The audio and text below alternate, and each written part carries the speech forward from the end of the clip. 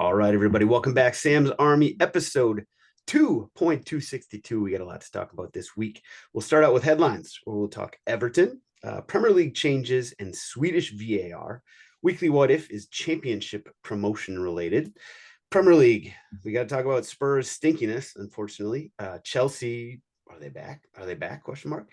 And what's going on at the top and bottom of the table. We'll fill you in on that. Around the world, we'll focus on Champions League preview. Then stoppage time with Ivan Toney's best bets, where the overtrain is hot like fire, still hot, still hot.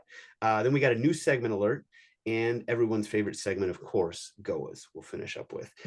Now, time to welcome in this week's panel of beauty, and that is singular this week. Me and Mitchell Goulet, aka Overtime Mitch, will be bringing the Thunder together. Your question, Mr. Goulet, is who do you not want to play if and when the Boston Celtics make the NBA Finals this year? Ooh, good question. I would not want to see Denver in the finals. I still think we're the better team. But if anybody were to make it out of the West, I think Denver gives us the best series. I think we handle the Thunder in about 6 games. I think we handle Minnesota in 5, but Denver seem to have a number, and they've been there before too. So that adds a element. I'm confident in us, though. I think this is our year. You confident in the Celtics? No, never, never. That's the new one. I've now started to tune in. Like once we get to the NBA playoffs, then I tune in, and like each round, I get more and more into it. The Pacers are still going, so we still got TJ in the mix. So I'm getting invested. I'm getting more and more invested at this point. Good. All right, headlines time. We'll start out with Everton, where the news is shockingly not exactly positive, unfortunately, when it comes to Everton. On the field, things are actually okay at the moment, but anytime there's something good, something bad has to happen as well. And so the latest news is 777 Partners, which is the group that is trying to buy Everton. This has been going on for quite a while at this point. A new federal I think it was a lawsuit in federal court in New York was filed, basically accusing them of owing hundreds of millions of dollars and being sort of in debt. And I mean, it basically was suggesting that 777 Partners is either like a shell game type corporation, or possibly even like a Ponzi scheme, which is not something you typically want in this type of situation. I don't know, the veracity of it. I'm no legal scholar. It's just not good, right? When there's this much smoke around a investment firm that is trying to take over and ideally stabilize a club, which in the Premier League, that takes money, and not just a little money, that takes a lot of money. And we're already there's already talk of them being 777, not being able to like ante up for this and that and the other, and they don't even own the club yet. This stinks. Doesn't sound good. I assume that this lawsuit, if there's any merit to it, might be kind of the final nail in the coffin. The Premier League, they're willing to hold their nose and sort of turn the other cheek when it comes to groups with, let's say, moral or ethical challenges, but have the money. If you don't have the money, you could be, Mahatma Gandhi, and I don't think the Premier League is going to let you in the door. So, yeah, I don't know. Anything to add there, Mister? No, I think you put it quite elegantly there. That's well done. I don't know where that came from. Yeah. So hopefully, just Everton keep taking care of business on the field, and other things will sort themselves off the field. That's what I always do anyway. Just hope the problems go away. You know what? They don't usually. But anyway, we'll move on. Sticking with the Premier League, though, the big news of the week on Twitter, anyway, was that NBC wants to play, I think it was 2 opening day games, is what the sort of the head honcho guys floated. This wasn't like a set plan that is happening, next season or anything like that. But he did suggest that they want to bring games to the US. There, no surprise there. But he sort of floated 2 opening weekend games in the US.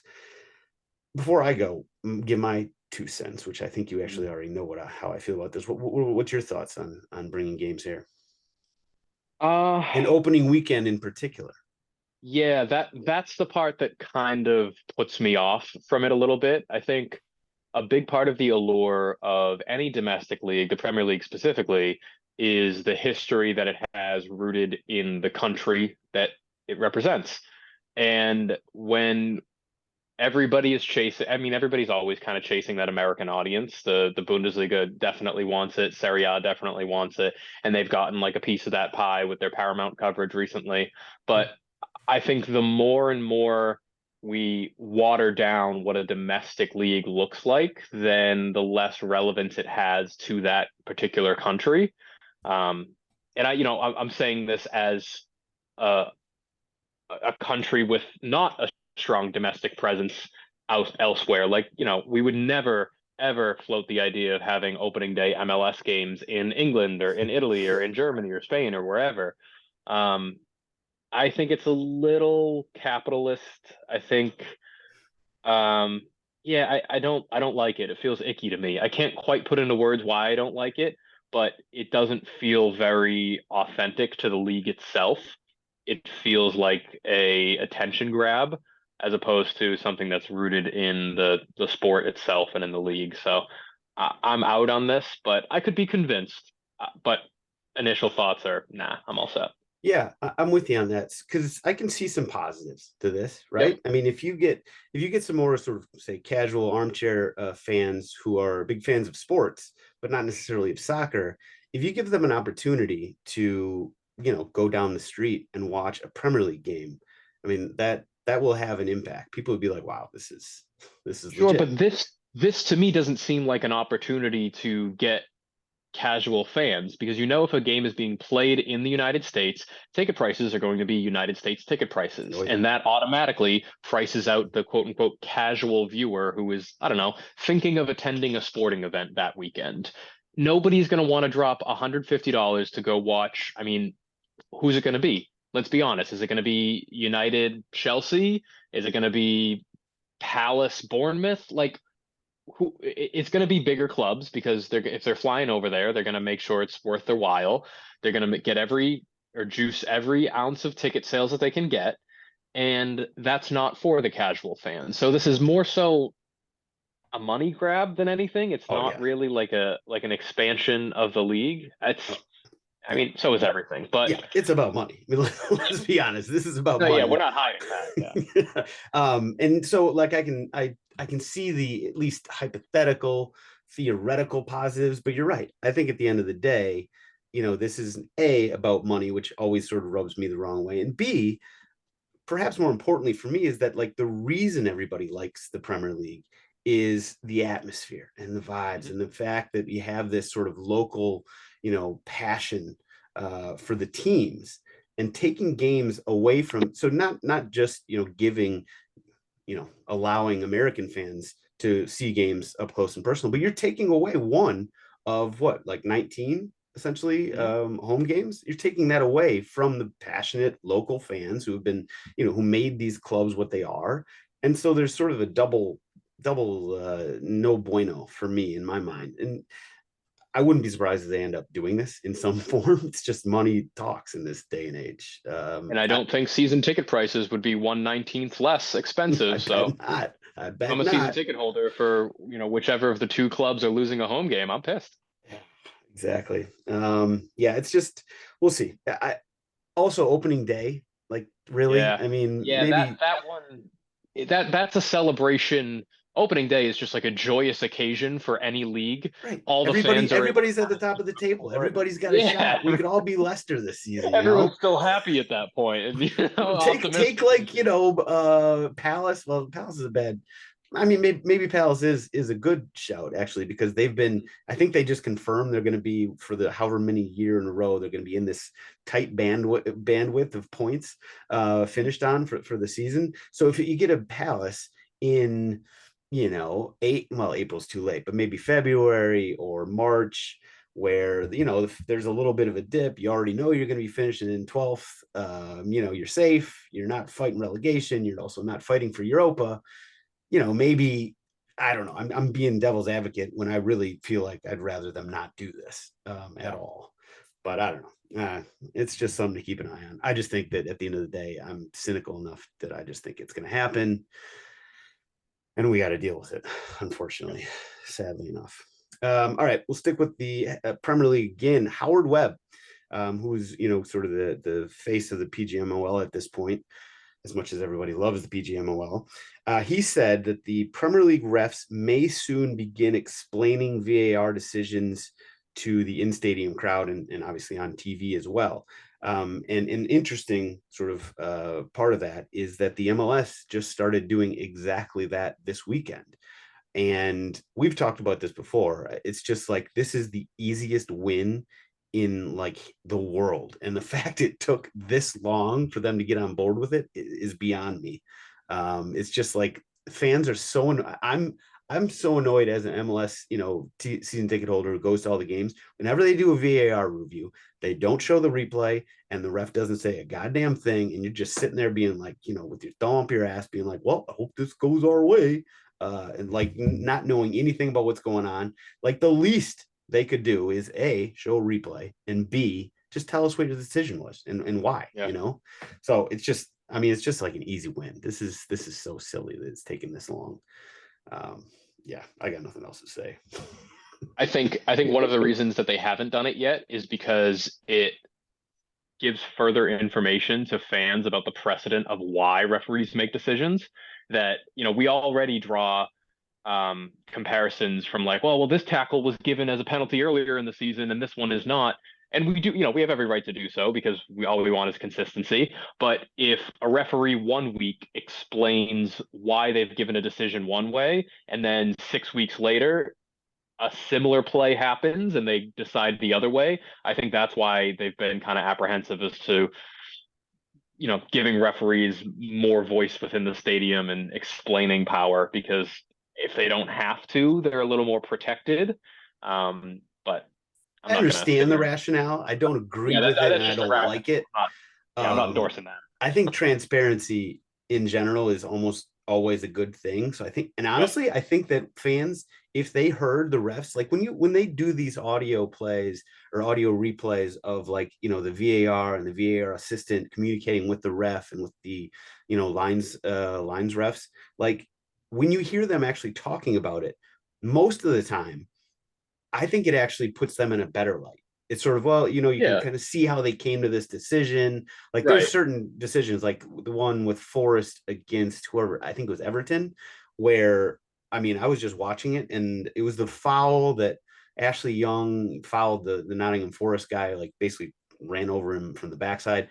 And the refs were like, oh, it looks like a more of a coming together. And all. It's like, no, motherfucker, he just tripped the shit out of him in the box. That's Yeah. like just a clear penalty. I don't know what you're talking about. Like what the words that are coming out of your mouth make no sense with the replay. But that is kind of a very, normally that's not the case. Normally you hear them talking and it's like, yeah, that kind of makes sense. I actually disagree with, say this element or this aspect of it, but like overall, I understand where you're coming from, which is actually, it makes it harder to be, irate when you see sort of understand the rationale Yeah. behind it. So I just think the more transparency, more communication is a good thing. Even though I understand your point about, listen, refs, it is hard. Being a referee is I'm the hard. resident referee advocator on this podcast, and it is a difficult and thankless job, dude. No, I don't know why anybody wants to be a professional referee. That shit is hard. They gotta raise salaries because also that would draw more better refs. Even though I think the refs do a good job already, but anyway, that's a whole different conversation. Okay, anyway, Premier League moving in the right direction on that one, and MLS, let's give them a little golf clap for having implemented it already. Last headline: Sweden. So the Swedish top league, the Allsvenskan, something like that, they decided that they are not going to implement VAR. I think they're basically like the one remaining holdout from kind of the Europe's larger leagues to say, yeah, thanks, no thanks on VAR, which is an interesting decision. It sounds like, fans just don't want it, and all the clubs are owned at least 51% by fans. Interesting little Mm. side note of the Swedish league. So they just, they're not going to implement VAR, which is an interesting move. And I do think there's something to be said for the sort of thought that, like, VAR is just like the toothpaste. Once it's out of the tube, it's out, and it's hard to put Yeah. it back in. I don't know, like, with how much blowback VAR has gotten with like leagues like Sweden holding out, do you think there's any chance there's some sort of rollback with VAR? Rollback? No. No, I agree. There's no putting it back in the tube. Mm, I'm fascinated by Sweden deciding this though, because I think like there's a purity to the game when there's no VAR, and there's no thought of, oh, maybe this goal is going to be called back because it was offside, or maybe this play is going to be re-refereed, which is exactly what we don't want VAR doing. Instead, we want it to supplement the referee's decision, not make it for them. Um, I kind of like this. I like it as a control group that we people can look to. The Alkaveskin, I don't know how to say it either. Um, yeah, I like that people can look to it, and maybe in 3 years we can look back and say, okay, like how has this league done? How's the refereeing been in this league? And can we take any notes from them? Or we can look back in 3 years and say, nope, they purposefully left themselves behind, and now they are 3 years behind the rest of the world when it comes to refereeing technology, which is not something I thought, a phrase I thought I would say, refereeing technology. But I kind of like it. The Swedes, they do things right. They do a lot of things right. they Furniture, do it differently, right? They're just sort of yeah, a they unique kind of do their own people. thing. They're always up there in terms of like quality of life and happiness. Most of those Nordic countries are. So I think, I don't know, we gotta give them some credit and let's see how this plays out. Right. They must be doing something, or at least something about their mentality is, they probably have a good idea in there somewhere about VAR. Right. And I agree, like the thing about VAR that sort of rubs me the wrong way the most is every goal is not as euphoric. It's not as exciting. And that was, I would like to say is, but that was the best thing about soccer. The goal celebration, and like just sort of the emotions that come out of you when you score a goal in soccer is just like this release. And now, like it or not, it could be even like a goal that you're like, I mean, there was no offside, no question of Mm. offsides, but like it could have been a foul in the buildup. It could have been this or that, And so it's just like every single goal, I'm just kind of like, yay, I think. And then you get that second cheer when it actually happens. So I guess you could argue I don't like it though. I like just the one. No, that second cheer is just a formality. You don't actually feel the same euphoria that you get when the ball goes into the back of the net. You It's can like hear that relief. like hesitation in the goal calls as well too. Like Yeah. announcers are just a little less excited because they know there's a half chance that this will be called back because there was a foul in the buildup or somebody was offside 30 seconds ago. Like you're right. It takes the air out of it. And then you got to weigh that with, these certain situations where VAR does save the day, and it's just a Hmm. terrible call.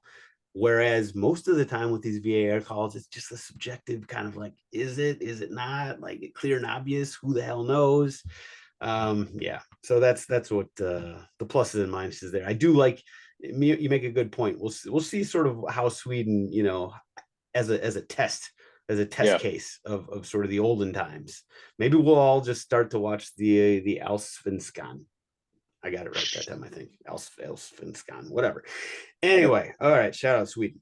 Weekly what if time. So shout out to Chris Vosler on Instagram who came up with this one, or at least something similar. So we're coming up on the championship playoffs here, and the two teams who are automatically promoted have already locked in their spot. Leicester won the league, won the championship, and then Ipswich Town, for the first time in 22 years, will be going back up to the big dance. And shout out to them. I think it's kind of cool to have like a new, so some new teams, new traditions, new histories, new stadiums. At least for I know a lot of UK people, they'll know exactly what Ipswich is all about. But I think American fans, like, we will not have, a lot of us will not have experienced much of teams like Ipswich Town. So and Luton Town, these teams that haven't played a lot in Premier League. So shout out to them for making it up. Big question here, though, is with the championship playoffs coming up this starting this weekend, I believe, because we're all at least on this podcast, we're all Leeds people at the moment. We're rooting for Larry and TJ's squad. So the playoffs are going to be Leeds versus Norwich City and Southampton versus West Brom. And so the question is, would you rather, if you had a choice, would you rather get promoted by winning the championship or by winning the playoff, the richest game in soccer, and moving up that way? Which one would you prefer if you had your choice? I have the foresight to be able to choose. I think I'm gonna say I'd much rather win the league because that's what people remember. That is what goes on the trophy at the end of the season. And while it's nice to get that injection of cash and that obviously incredible moment for the club, I think winning the league, one, means you earned it a little more, like you were the best team in the league as opposed to the best team over the course of a handful of games. It's a very English perspective right there. Yes, but nah, I just rather win the league.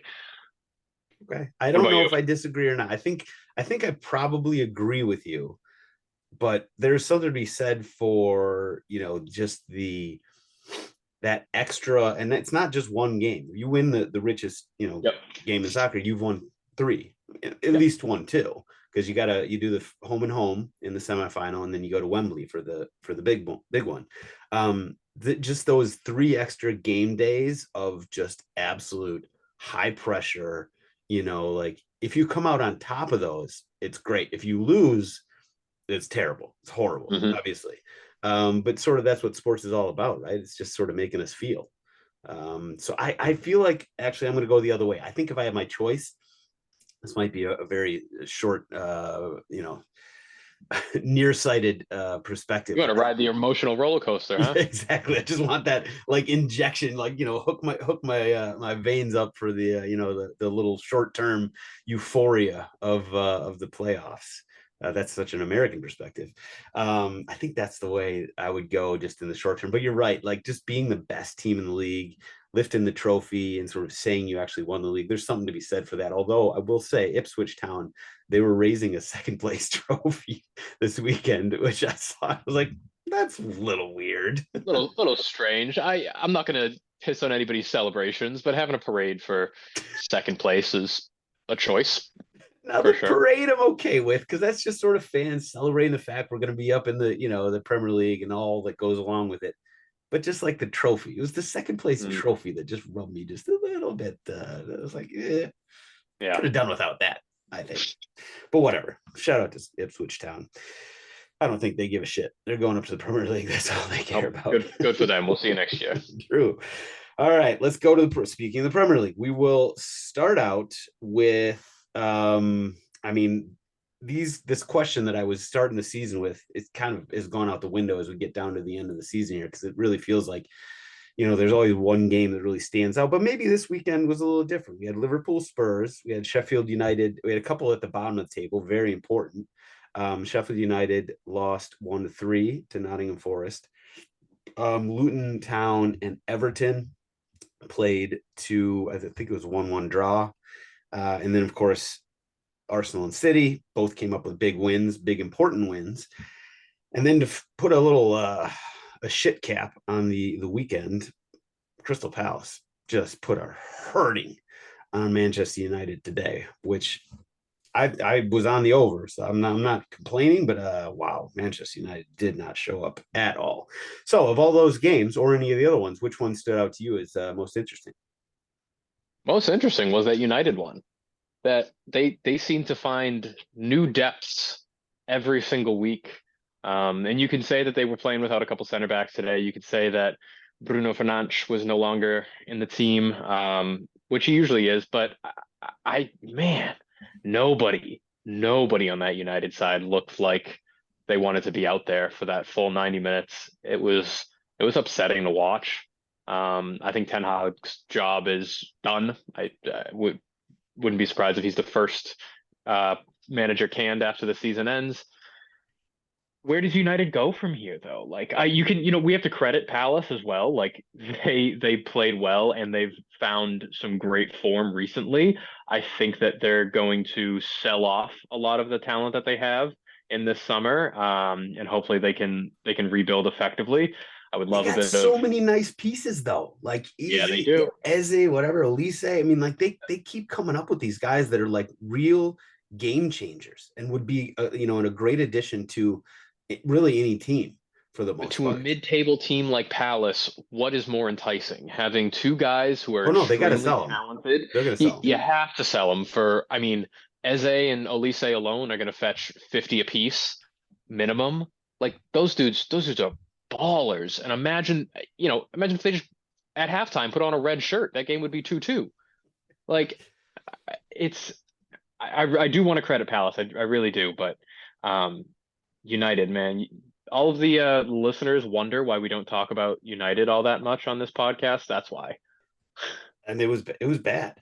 I mean, like I don't know. It's like we've talked so much shit about United, and I don't really mean that like we've gone out of our way. It's just like there's been so much No, negativity we've talked about the events results, and games that they right, have presented us with. that Yeah, have like happened. It's tough to like come up with these, positive storylines. But like where are they in relation to Chelsea at this? So they're behind Chelsea on goal yep. differential now. Oof. Yeah, this is such a side note that isn't even really worth talking about because it's mostly rumors. But have you seen the rumors about Bayern being interested in Ten Hag and Manchester United being interested in Tuchel? If like No. that coach swap actually happened, would be absolutely hilarious. Talk about just like a dysfunctional marriage and like you know you take my Yeah. crazy wife, I'll take your crazy I wife, was gonna and say, like, have you ever been part of a friend group that that people just cross-pollinated and like switched girlfriends and boyfriends at the drop of a hat? That's what that feels like. That feels like, well, I'm not working out with this guy. Let's switch. No, yeah, all right, let's do that and see if that works because it can't get any worse than this. I mean, that's just high school, isn't it? Isn't Yeah, that just like high yeah. school right there? You would have thought that Manchester United and Bayern Munich have sort of matured and evolved from that No. dynamic. I guess we shall see. Yeah, that was a non sequitur anyway. But yes, I think you're right. Give a shout out to Palace. Mhm. They've obviously, got something right ever since they brought the new coach in. I mean, look at their results over the just since mid-April. They've beaten Liverpool, beaten West Ham, beaten Newcastle, drawn with Fulham, and beat United. Jesus, that is a hell of a little run right there. Crazy. That is nice. And then United is just, yeah. The thing about United, and like I don't have like some sort of crazy, solution for them. I think that they need to pick a manager and actually stick with them for a couple seasons, and maybe more than because what is this Ten Hag's second season at this Hmm. point? Like I feel like you got to give somebody 3 years. Maybe Ten Hag isn't the guy to give 3 years. It does seem like I don't know. I've Well, been if you a, are I've going been to a do that, defender you of need to, his, by the way. sure, but if you're going to do that, you need to see progress after year one and two. We haven't. In Yeah, fact, we've seen regression. So maybe you pick a new manager and have him come in for 10 years or 3 years. Tuchel, give Tuchel 3 years. See, Or why not? Why not? we'll see how that works. Other results: Liverpool Spurs. Liverpool just beat the freaking brakes off of Spurs. I mean, like Tottenham at this point is a team that is out of gas. Like we played above and beyond expectations for for much of the season. Injuries were tough here and there. We went through some little spells there where we were just like cobbling together results. If we were at all, we were sort of by like chewing gum and toothpicks. But now we actually are kind of healthy, and this team is not clicking at all. And it just doesn't seem like they are on the same page. It seems like Ange is pissed off with the team and like they're not following what he's putting out there.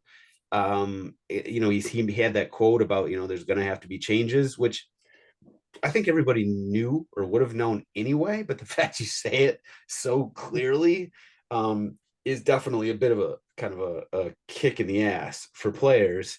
It just feels like, we've run out of gas. We'll probably hang on for Europa. I think Champions League is gone at this point with that loss to Liverpool. I was impressed, not impressed, that's too strong, but I was, let's say, slightly heartened by the fact that after we went down 4-0, they showed a little bit of backbone and came back and scored 2 goals. But I really got the sense that was Liverpool taking their foot off the gas more than it was like us deciding, okay, now now we're going to go and do some things. It just felt like Liverpool had kind of been like, okay, well, this is over and done with. Yeah, so I think we're just going to limp to the finish. We will make some changes. Like I've seen a couple of, I don't know if it's on Twitter or whatever, but like people being done, like sort of becoming tired of Ange. Like, fuck that. The guy just started. That's not the solution. No, Yeah. not even close. I honestly don't think any Tottenham fan, like real Tottenham fan, would say that. And that just sounds like, wind up merchants and people trying to get retweets or, sell newspapers or whatever the hell. But yeah, I just don't see like some sort of turnaround from us in this closing stages here, which, if there is a silver lining, it is that if we go ahead and lose the rest of the games, that would be better than winning the rest of the games, in my personal opinion, because that would mean beating Manchester City, and that would mean potentially giving the league to Arsenal, which would be just the worst possible thing that could happen. So I'm actually very happy to see guys like Emerson Royal and Højbjerg and maybe Ben Davies. Hopefully they're going to get a whole lot of time coming down the stretch here. Emerson Royal, by the way, he's been so bad and he was so terrible in this Liverpool game. I just hope that Big Ange doesn't get sick of him and he sort of gives him a little more leash, because we need him out there against Manchester City to give away 2 or 3 goals. That's all I gotta say. I know that's a sad perspective, but listen, That's Arsenal winning the league would be an absolute nightmare. Cowardly perspective Oh, on this it league. absolutely is. It absolutely is. And you know what? I'm going to own that, and I'm going to just not even deny it and live with it, because anybody but Arsenal. That is my slogan for the rest of the season here. Anybody but Arsenal. What else? We got? The bottom. I mean, this relegation battle was like sort of shaping up to be like kind of interesting. I think it may not be. It seems like we may have, that Nottingham Forest, Burnley. Who was it that they played? Nottingham Forest, Sheffield. That game was when they won that game. Nottingham Forest, had they lost that game, we would have had like a legit sort of relegation battle on our hands. But them winning that game, which they obviously should have won, that feels like to me they've now got 3 points up on Luton. And I don't know who Luton has coming down the stretch here. I guess I can check. So Luton has West Ham and Fulham, both winnable games. Winnable, but West Ham will be pushing for Europe. They're in a weird spot now with David Moyes being a lame duck coach. I don't know if that's good or bad for them. I mean, West Ham haven't gotten their past 7 have been oof. Yeah, they've lost it. Yeah, no doubt. Forest play Burnley last game of the season. That'll secure so they Burnley. Have Chelsea and Burnley on the way down. Yeah, just that game against Luton or against Sheffield felt like that was sort of the relegation battle for me, and the fact they won that for me anyway, I think that they probably will. I think we've probably almost decided who's going to go down at this point. Then yeah, we will leave it at that for the weekend games. I mean, Arsenal and City both just did what they do. They just took care of business. Yeah. I mean, I was like, there were some moments there in Bournemouth where I was like, maybe they'll get back in, but there weren't. No, there were. There was the one slip from Gabriel in the first half where Solanke had a chance, and then Saliba came over and took it off. Then there was the goal. There was the goal that I think should have counted. I also think that counted. Yeah, the foul that they called on Raya. Listen, Arsenal wasn't gonna lose this game. I was just like, maybe if everything goes Bournemouth's way, they could finagle a draw out of it. But Arsenal they're a good goddamn team. Although I would find it hilarious if we just do the most Spursy thing in the world and beat City. If you guys somehow found a way to drop points to actually No, don't bottle the toy league. with this hypothetical when you've already accepted your fate and said, "Well, we don't want to beat City. We don't want to hand you guys the league." You We can't don't. then go back and say, "Well, it would be really funny if we did this." No, fuck that. But No. just No, you're stating either going to facts over try here. against City and give us the league, or at least try to win us the league, or you're going to get dog walked 4-0 Oh, we're gonna get dog and walked. We're gonna go get dog back with walked. your tail between your legs. Yeah, that's what's We're going to gonna get happen. dog walked. But if and when we get dog walked, then I'm gonna have to try and find something else to like, not hang my hat on, but just like, not hang myself over. No, And you gotta find some beacon of light. Yeah. exactly. Ay, ay, ay, ay. Anyway, we'll move to the weekend preview because the weekend review was basically Arsenal and Wolves Arsenal and City taking care of business against Bournemouth and Wolves respectively. So the weekend preview coming up, this is not the big one with City and Tottenham. I think that's the following week. This week we have United and Arsenal. Interesting. And Fulham hosting City. And then we got some other interesting games: Newcastle, Brighton, Villa, Liverpool. But I think, the big storyline will be, Arsenal and United and City and Fulham. Who do you think, not that you're uninvested in this situation, but who do you think is sort of on higher upset alert at this point? Uh, Putting my unbiased hat on, especially after seeing what United did today. Yeah. Uh, I think that Fulham have a better chance of taking a point against City than United do of taking points off of us. I know that was a really backwards way to say that, like, I'm very confident in us against United this upcoming weekend, although I'm really worried about losing that game and kind of embarrassing us ourselves for the entire season. Like, if we lose on Sunday, that this whole season is for naught. Like, nothing actually happened this season, and we're going to forget it very quickly. But we won't. Like, especially what everybody just saw from United today. I think Fulham, however, at home, can get up for a game. I think they can take a point. Do I think they will? No, I think they can. Okay. I think the only thing that scares me about, and this is scaring from a new, like I'm trying to put my, a neutral hat on here. Mhm. Um, United looked so bad. Like they were atrocious against Palace. And I always worry about coming up against a team that has like just lays an absolute stinker like that. They didn't have Bruno out there. So they'll have, I assume anyway, that he must have been close to playing because it was kind of like this, breaking news. Oh, Bruno's not playing. I assume he must have been close to being fit enough for this game and they were holding him out or whatever for Arsenal.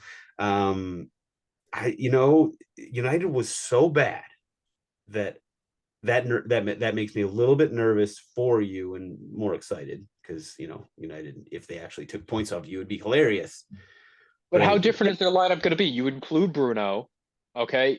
Johnny Evans is still playing at center back. Casemiro will still be in there. He looked like he was about 86 years old today. Um, I've seen that look in somebody's eye, and it's me when people are just blowing by me left and right, and I'm like, God damn it, I'm too fucking old and slow for this. I just and the saw that look in his whippersnappers. eye. I saw it. I know that look. I've had that look. I knew exactly what he was feeling. We were talking about this before we got on the pod, though. He's only 32. I actually was thinking he was I especially thought watching I, that performance today. I yeah, was like, this looks like, 35. I can see 35. 32 climbing up though. there. Yeah. That's no bueno. No bueno for old Casemiro there. Yeah. All right. I think that I'm just trying to talk myself into believing the United might have a Go chance this ahead. weekend. By all means, believe that. Throw some money on it. Whatever you need to do to help you sleep at night. I might on the over. I'm definitely not going to touch United to That's win smart. or That's draw. smart. The other ones, Aston Villa and Liverpool. Interesting game, but I think at this point we can pretty much lock Aston Villa in for that last Champions League slot, and we can pretty much lock Liverpool out in terms of the title race. So that game could have been really interesting, and suddenly it looks a heck of a lot less interesting thanks to Spurs stinking and Liverpool, if not stinking, since they did just murder us. They're not. They haven't looked great. And Newcastle Brighton should be interesting, but Brighton is kind of really taking their foot off the gas over the last couple of months. They just stopped scoring goals. They forgot how to score. So they've fallen down to 11th place now, whereas Newcastle is actually up to 6th and within shouting distance of Tottenham in 5th. So that's something that we should be a little nervous about because, as I said, we're just out of gas at this point. But we'll move on. Round the world time. So Champions League, we are getting down to it now. We are in the second leg of the semifinals coming up this week. The first legs were not quite the extravaganzas as they were in the quarterfinal, which was just an incredible sort of couple days of soccer there. But the Bayern Real Madrid, it was 2-2. That was a very good game in the first leg. That was in Germany. Now they head to Spain, where it is 2-2 on aggregate. Real Madrid, this is on Wednesday. And then Dortmund actually pulled out a 1-0 win in their first leg at home. So they now head to France up 1-0. That game's on Tuesday. So which of the two, not that you're most excited about, because I mean these at this point, if you're not excited about these games, obviously something's wrong with you. Which of the games do you think is going to be more exciting? For the neutral viewer, it's going to be PSG and Dortmund. Yeah, I agree. That game's just going to be more open. I like the over in that if you're feeling froggy. Bayern and Real Madrid, I think, is going to be a little bit more of a chess match. Neither team's going to want to open up all that much, especially being a drawn or having the aggregate score at 2-2 right now. I don't think either team is going to really go for it in that first half. So I like the under in that one. But yeah, if you're just looking to watch one for fun, it's PSG Dortmund. I completely agree.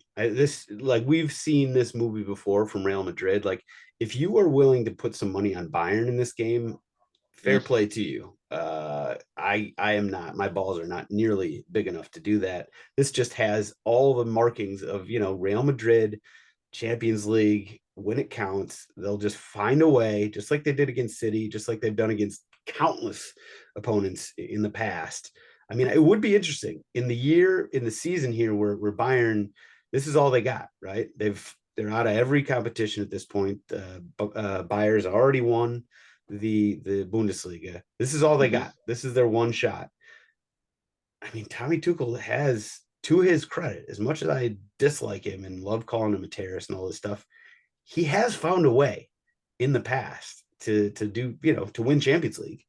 So I wouldn't write them off, but man, I just can't pick against Real Madrid in Champions League. Every time I've done that, I've just looked like an idiot. So I'm usually in the seasons that Bayern has been successful in both the league and the Champions League, they look dominant in both of those competitions. Bayern do not look dominant in the Bundesliga right now. They dropped points to Heidenheim earlier. They just lost this weekend to Stuttgart, right? And they deservedly so. It was 3-1. Oh yeah, they were outplayed, and their lineups do not look that different than the one they're going to put out this week against Madrid. So it's hard to see that result on the weekend and then put faith in them in the midweek. And the biggest competition in Europe, I'm with you. I think Real Madrid have history and the power of friendship on their side. So right now in regular time, Real Madrid to win would be -110. Bayern Munich to win in regular time +280. Then if you just go through as opposed to regular time, Real Madrid -225 and Bayern Munich +165. Yeah, I just don't have the balls to bet on Bayern in this one, given how they've looked all season, and then they just haven't really shown I don't know what it takes, and what if they do come through this, if Bayern does, I don't know, that would just be really not shocking. I mean, obviously shocking, but just really impressive, I guess, in a certain sense. Yeah. But yeah, I can't see it happening, which means they probably will. Anytime you say that. The last thing on around the world, the championship playoffs we talked about already. So this weekend we got Leeds and Norwich City, and that game is at Norwich City on Sunday, and then on Thursday will be the return leg. And the other game is Southampton, I believe, visiting West Brom. That's also on Sunday, and then the return leg is on Friday in Southampton. So I personally, anyway, am all in on Leeds. As you know, nothing. I we can all sort of talk about sort of our feelings towards Leeds, and given the situations that occurred, with Weston and Tyler Adams and Brendan Aronson. I'm just setting that to the side. I'm backing my guys, TJ and Larry. I hope they get back to the Premier League. It'd be great to have them back on the program a little more often, and I'm just rooting for them to make it back up. And that's all we got for around the world. So we will head to stoppage time. Put a bow on this episode. Start with Ivan Toney's best bets before we get to the new segment. So Ivan Toney's best bets, overtrain, as I said, is cooking. It's still cooking. I've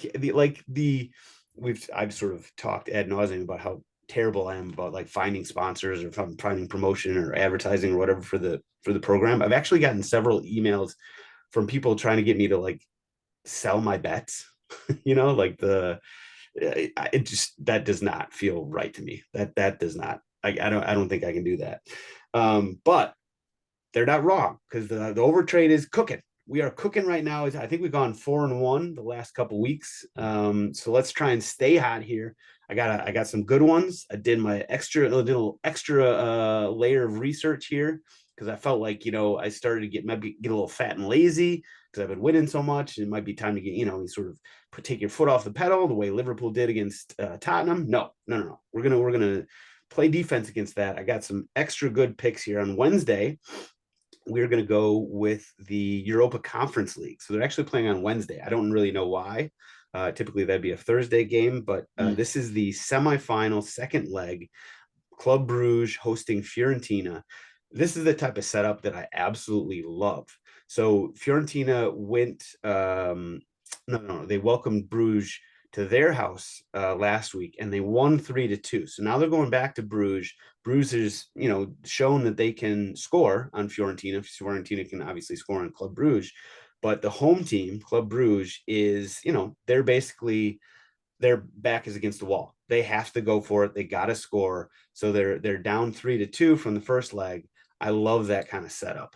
So I'm going Club Brugge and Fiorentina on Wednesday. There's actually an exact sort of similar situation going on in the Turkey Cup, which is the semifinals second leg, where Trabzonspor is now going to Kerem.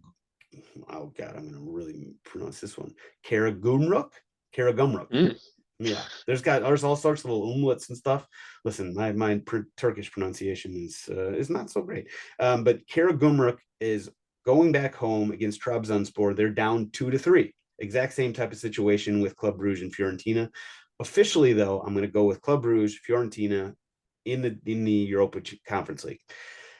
Okay, Thursday, Europa Conference League again.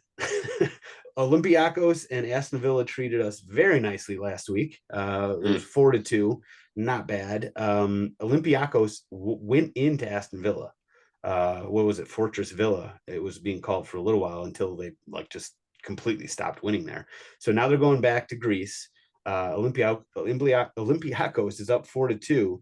Aston Villa, they've got weapons. They can score on anybody. So I like that game again to go over on Thursday.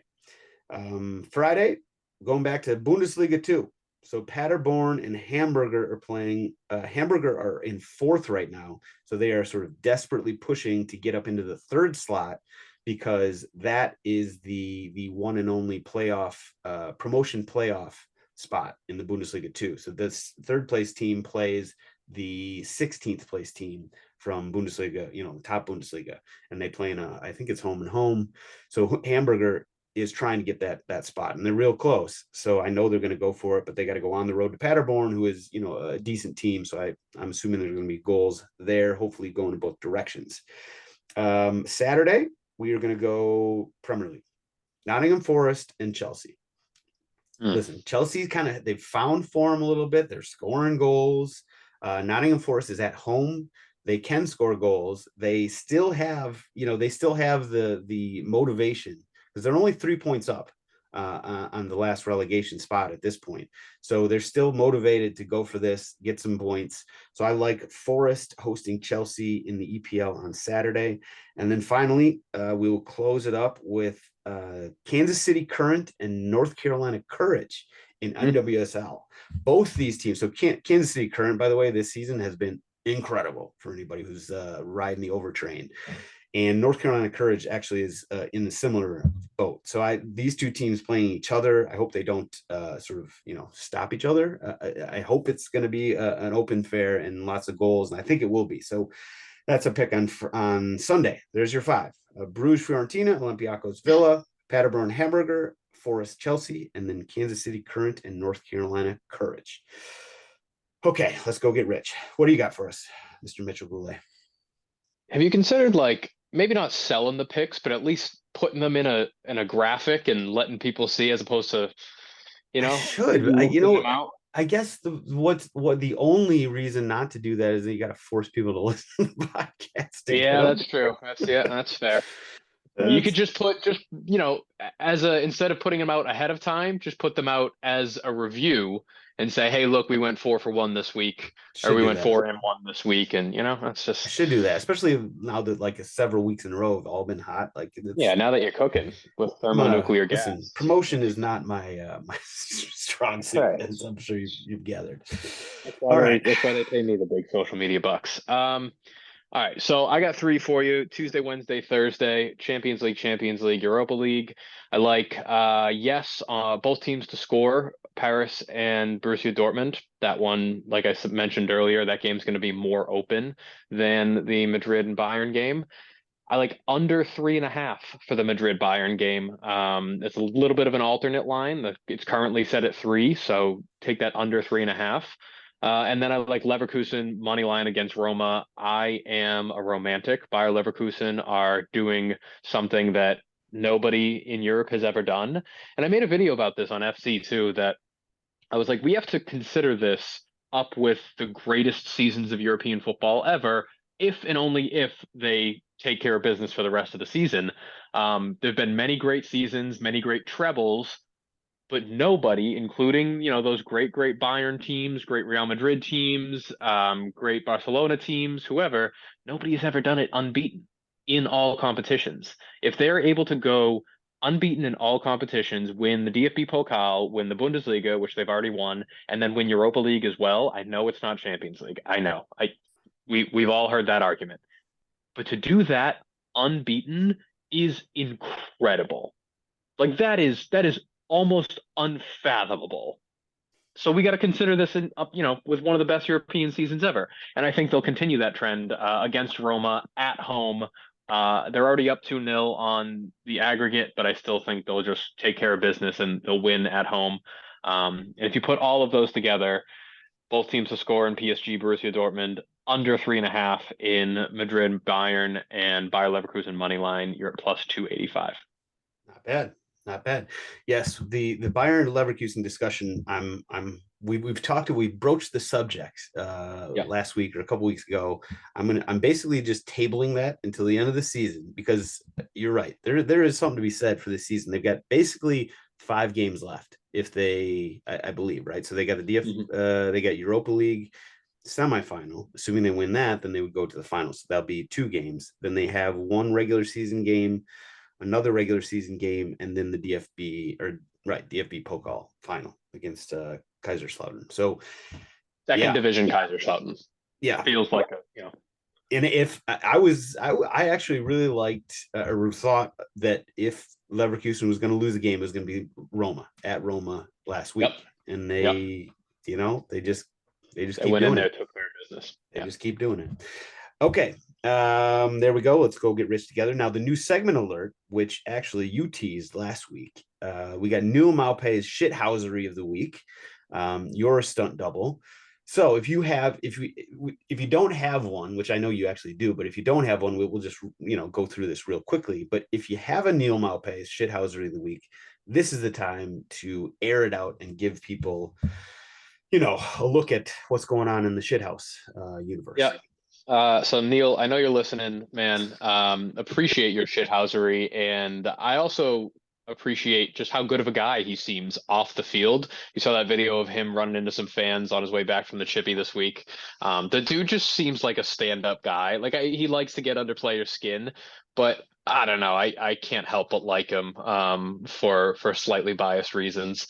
Good looking But guy, right? Good looking yeah, guy. he's a great looking guy. Come on. I'm just I'm taller, so but no. My Neal Maupay shithouser of the week is, I got to read this off. You posted it earlier.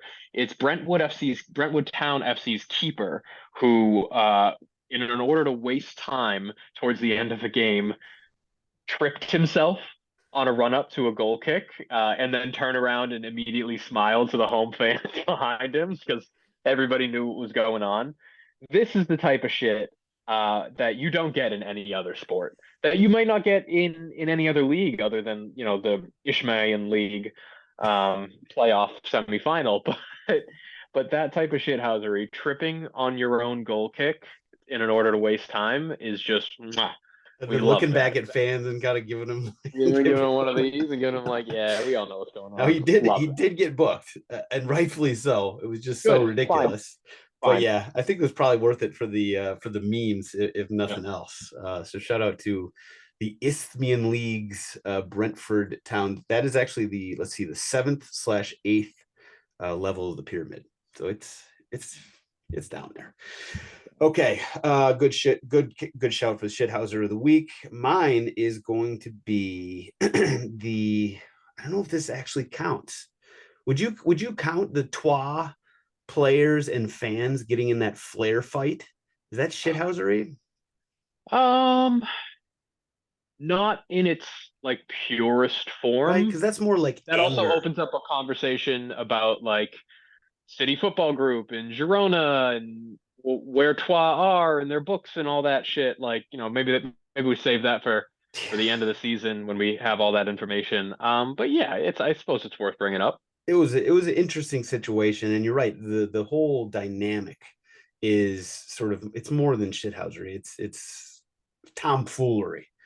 So maybe we'll we'll save that. Yeah, I'd put in terms of like hijinks, I'd put tomfoolery here and I'd put shithousery here. But that's just my personal pyramid. Okay. I'm too far down on the pyramid of Yeah, shit. I was like, yeah. okay. I'll figure this out later. Listen, you got the same looks and the same brain as Neal Maupay, so I got to get Yeah. on your level here. All right. So I'll save. I'll let you, Mr. Neal Maupay, Stomp Double, take this one home on the shithouser of the week. We'll move on to everybody's favorite segment, GOAWs. So I got several. I got a handful here of good call outs. So I'll let you go first, so I don't take Mhm. yours if you have them ready to go. I also got a couple. First, all of the Americans associated at PSV, being Ricardo Pepi, Serginho Dest, get better soon, Malik Tillman, and Ernie Stewart, winning the Dutch Eredivisie recently, and couldn't think of a better team and more deserving to bring home the league title. Ricardo Pepi, it seems like he's really found a home there. He makes an impact every time he finds playing time.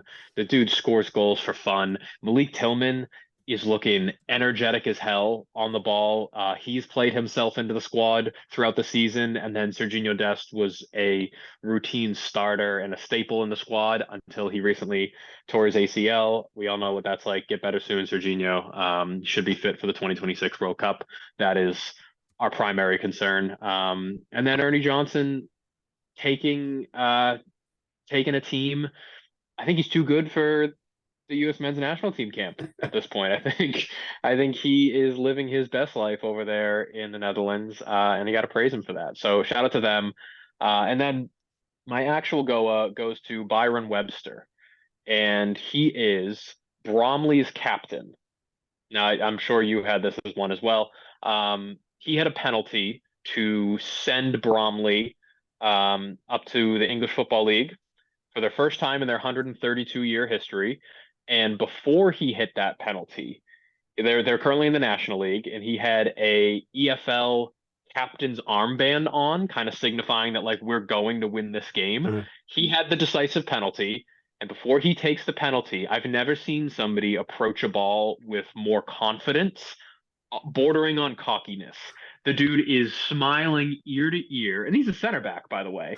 He goes up, he walks up to that ball, calm as can be, slaps it into the back of the net, turns around, and just took care of business. It was a man that knew exactly what he was going to do in that penalty spot, went out there and did it. And you have to appreciate that. You really do.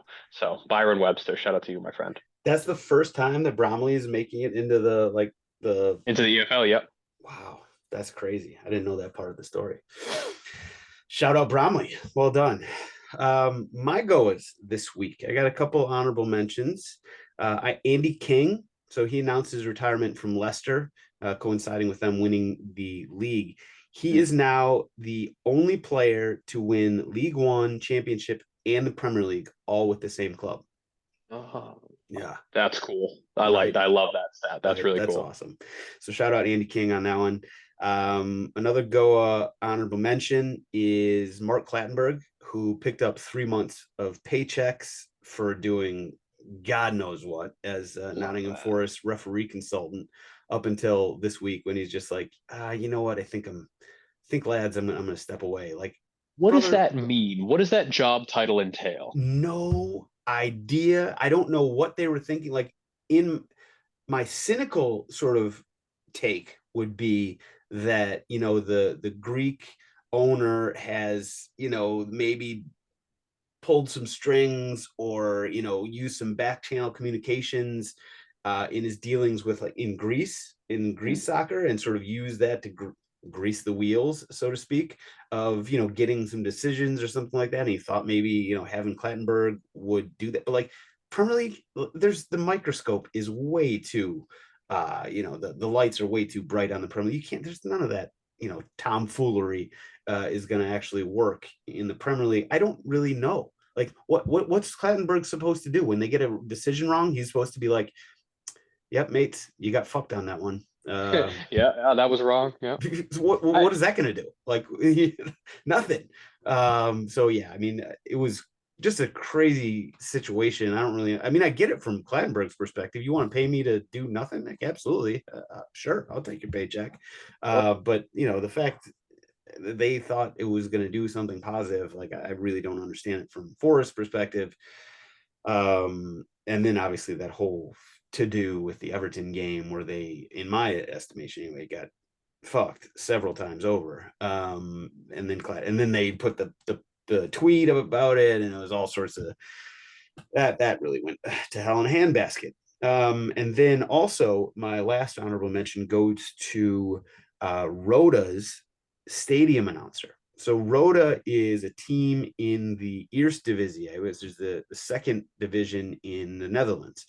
And the stadium announcer announced over the loudspeaker right after the Roda's game that they were officially going up into the Eredivisie, because they're in second place, which is the second automatic promotion spot. And it looked like at the time that they were gonna be promoted automatically. So everybody rushed the field, they were lifting the players up, everybody's excited, everybody's having a great time. Turns out that the team in third place, Groningen, which people I think will remember from the Ricardo Pepi saga, they scored a stoppage time goal, which then brought them within 3 points of Rhoda. And so mathematically, Rhoda is not, promoted yet. But also, wait for it, who do they play on the last week of the game, or the last week of the season? Rhoda plays Groningen. So it's still very much, I think, up in the air. The game is at Groningen. So they're right now, Groningen actually has a better goal differential. So it's not like one of these, like, it's just mathematically, possible. It's like, no, this is a legit, like, Rhoda might not get promoted. Insanely premature. Yes, which is real tough. So shout out to the Rhoda's in-game announcer who told fans that they were going up when they most definitely are not officially going up yet. But my actual goal of the week came to us late this week. Walter Dominguez. This guy, he's a 24-year-old. I just posted about him, so I think probably some people will have seen this. He's a 24-year-old in Uruguay. He's scored 57 goals in 39 games this season, which is, impressive enough to earn his first call up to the Uruguayan national team, who is coached, by the way, by Marcelo Bielsa. Everybody will remember from Leeds. He's a bit of a genius, a bit of a mad scientist. He's just sort of a different breed of coach. Now, the fact that this guy scored 57 goals in 39 games, kind of impressive, makes sense that they would call him up to the national team, except for the fact that he is playing in an amateur league. He's not even getting paid to play soccer. He's playing against, guys like me. He's blowing by these guys and putting up 57 goals in 39 games. And let me tell you, it is not that hard as a 24-year-old to blow by me at this point. So the fact that this guy, an amateur, like Sunday league player, is getting called up to the Uruguayan national team for, admittedly, it's a friendly against Costa Rica. It doesn't really matter at all. But the fact that Bielsa is calling him up to the national team is just hilarious. I mean, this is Uruguay, right? This is like, we're talking the Darwin Nunez's, historically Luis Suarez is, like they've got, upper crust type of strikers, and you're calling in a literal amateur. I think he's doing a disservice if he doesn't see the field.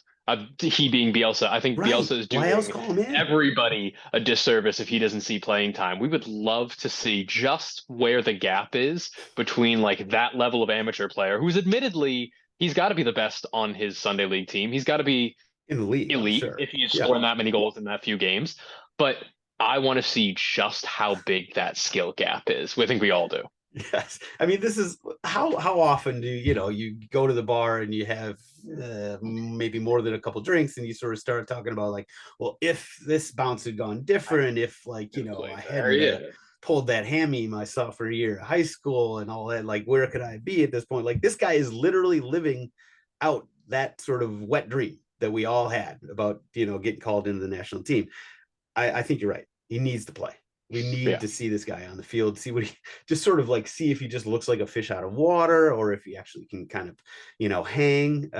We need to see this. Walter Dominguez, you are the GOA for me this week. Go be great. Live my best life, our best lives, and go score a goal against Costa Rica. That would be fantastic. He's playing for every amateur footballer that exists right now. Everybody. Walter Dominguez, you are us. We are you. Let's go do this. All right, that's what we got. Thank you, everybody. Thank you, Mitchell. You're the man. We'll be back next week, bigger, better, faster, stronger. And we got a lot of playoffs and Spurs, hopefully shit in the bed to talk about. See you guys then. Cheers.